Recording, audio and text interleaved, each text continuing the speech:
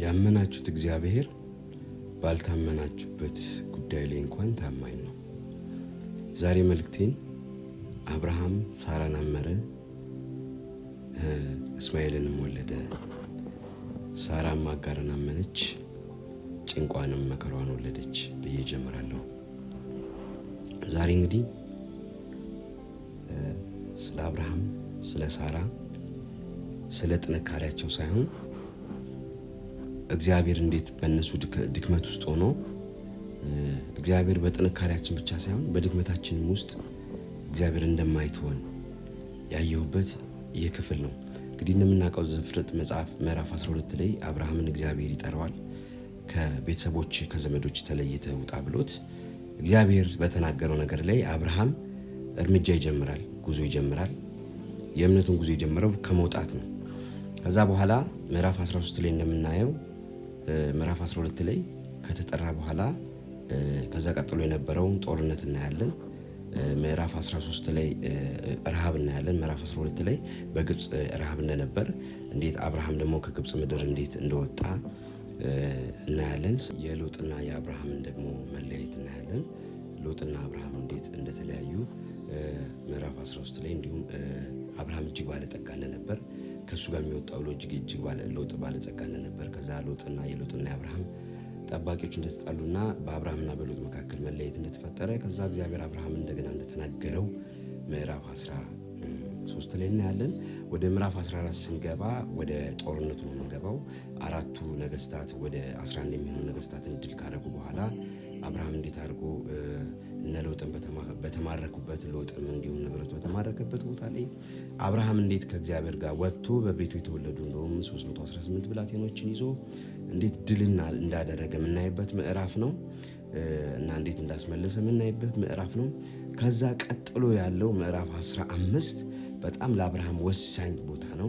እግዚአብሔር አብርሃምን የሚናገርበት ቦታ ነው። እኔ ካንተ ጋር ነኝ አትፍራ ብሎ እግዚአብሔር ድል ከሰጠው በኋላ እግዚአብሔር እኔ ካንተ ጋር ነኝ ብሎ የተናገረበት ብቻ ሳይሆን እግዚአብሔር ለአብርሃም ቃል ኪዳን የገባበት፣ እግዚአብሔር ለአብርሃም ቃል ኪዳኑን ያጸናበት፣ እንደገና ምዕራፍ 15 ቁጥር 6 ላይ ነው የአብርሃም እግዚአብሔርን አመነ ጽድቅ መሆኑ ተቆጠረለት ተብሎ አብርሃም ጻድቅ እንደሆነ የተነገረበት ቃል ገና ይስሐቅን ሳይሰዋ ምንም ሳይል እግዚአብሔር አብርሃምን አምኖ በመውጣቱ ጻድቅ የተባለበት ቃል ነው። ልጅ እንደሚኖረው ብቻ ሳይሆን እግዚአብሔር ምዕራፍ 15 ላይ ስዕላዊ መግለጫውን በዚህ ሀገር በከናን ምድር ላይ 400 ዓመት ባሪያ እንደሚሆኑ ለአብርሃም ልጅ መስጠቱ ብቻ ሳይሆን እግዚአብሔር እርግጠኛ ሆኖ እንደገና ዘር ማንዘሩ የሚሰጠው ዘር ሁሉ 400 ዓመት እንደሚገዙ በዚህ ምድር ላይ እግዚአብሔር ተስፋ የሰጠው ለአብርሃም የነገረበት ትንቢቱን በስዕላዊ በሚመስል መልኩ እንደዚህ ይሆናል ብሎ እስከ ወደፊት ያለውን ለአብርሃም የነገረበት ምዕራፍ ነው። ምዕራፍ 15 እንግዲህ እንደውም ምዕራፍ 15 ላይ አብርሃም አለው ዘርህን ለእርሷ ባልሆነች ምድር ስደተኞች እንዲሆኑ በእርግጥ ወቅ ባሪያዎችም አድርገው 400 ዓመት ያስጨንቋቸዋል ብሎ እንደገና የስዕላዊ መግለጫ በግብጽ ምድር እንዴት እንደሚገዙ እግዚአብሔር አስቀድሞ የተናገረበት ቦታ ነው። ከዚህ በኋላ እንግዲህ በጣም የሚገርመው ፓርት ነው። እንግዲህ እግዚአብሔር በዚህ ሰዓት አብርሃም ጋር ተገናኝቶ ይህን ሁሉ ከተናገረው በኋላ ይሄን አቅርብ በምን አውቀዋለሁ ሲለው ይሄን አቅርብ ብሎት መስዋዕትን ካቀረበ በኋላ አብርሃም ያንን መስዋዕት ከበላ በኋላ ለአብርሃም የተናገረው ቃል ነውና ተስፋ የሰጠው ቃል ነው። ከዚህ ቃል በኋላ ነው እንግዲህ የአብርሃም እምነትና የሳራ እምነት የተፈተነበትና ፌል ያደረገበት፣ አብርሃም የእግዚአብሔር ወዳጅ የተባለበት፣ አብርሃም የእግዚአብሔር የቅርብ የተባለበት፣ የእምነት አባት የተባለበት፣ ነገር ግን አብርሃም በእምነቱ ፌል ያደረገበት፣ አብርሃም ሳራን የሰማበት፣ ሳራም ደግሞ ወጣት የሆነውን የባሪያዋን የአጋርን ገላ እግዚአብሔር ከተናገራት በላይ የሰማችበት ፓርት ነው። ምዕራፍ 16 ሙሉ የሚያሳየው እግዚአብሔር ምንም የተናገረው ነገር የለም። እግዚአብሔር የተናገረው አንድ የአጋርን ነው። አጋር በተገፋችበት በምድረ በዳ አጋርን ተናግሯል። አብርሃምና ሳራን ግን እግዚአብሔር ምንም አልተናገራቸውም። የራሳቸውን ሀሳብ ምዕራፍ 16 ላይ የራሳቸውን እቅድ ያዋጣናን ያሉትን አፍተር 10 years መጽሐፍ ቅዱስ ይላል 10 ዓመት ከቆዩ በኋላ ነው የሚለው። አፍተር 10 years እግዚአብሔር ከጠበቁ በኋላ እንደኛ አሁን እንዳለንበት ሰለቹ፣ ደከሙ። በቃ እግዚአብሔር መጠበቅ እግዚአብሔር አይመጣም ይላሉ። እነዚህ ሰዎች በቤቱ የተወለደ እንደውም ከዛ በፊት ያለው ምዕራፍ ላይ 318 በቤቱ የተወለዱ ይሏል ብላቴኖችን። አብርሃም ብዙ ልጆች ሲወለዱ በስሩ ሲያድጉ ያል የራሱ ልጅ ግን ወልዶ የማየት አጋጣሚ አላገኘም። እና ይሄ ነገር በጣም ጥማት ስለነበረባቸው አንድ አይዲያ ሳራ ታቀርባለች። እኔ በቃ አልቻልኩም፣ እኔ በሷ እንኳን እጽናና ይሆን አጋር የምትባል ሰራተኛ አለችኝ፣ ከሷ ጋር ተኛ በቃና በዚህ እንኳን እንጽናና ብለው እግዚአብሔርን ያላማከለ የራሳቸውን መፍትሄ እግዚአብሔር በተናገራቸው ነገር ላይ አጋርን እግዚአብሔር ሲጠራት ሳራን እግዚአብሔር ሲጠራት መጀመሪያም መካን ነበረች፣ ልጅ አልነበራትም። እግዚአብሔር መካን በሆነ በሞተው ገለዋ ላይ ነው እግዚአብሔር የተናገረው። እነሱ ግን እግዚአብሔር በተናገረው ንግግር ላይ የራሳቸውን መፍትሄ ፈለጉ እና ከእግዚአብሔር በላይ ራሳቸውን አመኑ። ከእግዚአብሔር በላይ የአጋርን ገላ አመኑ።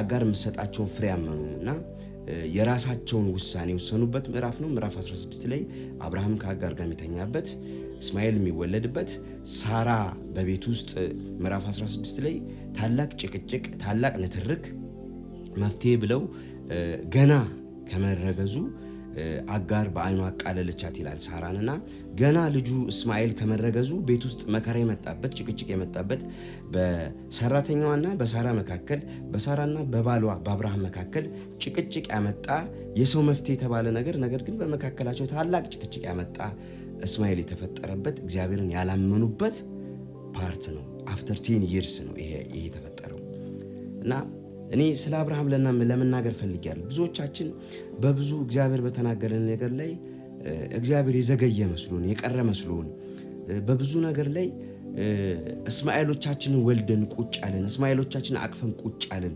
ከእግዚአብሔር እንደሆነ ማናቅ፣ ከእግዚአብሔር እንዳልሆነ እናቃለን፣ ግን ይዘነዋል። ልክ አብርሃም እንዳለን እግዚአብሔር ልክ እስማኤልን ከወለደ በኋላ 86 ዓመት እያለ ነው እስማኤልን የወለደው አፍተር 10 years። ከዛ ቀጥሎ ያለው ምዕራፍ 17 እግዚአብሔር ልክ 99 ዓመቱ አብርሃም ሲሆን ወደ አብርሃም እግዚአብሔር የመጣበት አፍተር 25 years። እንግዲህ አስቡት፣ ከዛ በፊት 10 ዓመት ጠብቋል። ከዛ በኋላ ደግሞ ልክ 99 ዓመቱ ብሎ በምዕራፍ 15 እና በምዕራፍ 16 መካከል 10 ዓመት፣ በምዕራፍ 16 እና እንደገና በምዕራፍ 17 መካከል ወደ 15 ዓመት የሚሆን ልዩነት አለው፣ 14 ዓመት አካባቢ እና ይህን ሁሉ ዓመት እግዚአብሔር ዝም ብሎታል አብርሃምን።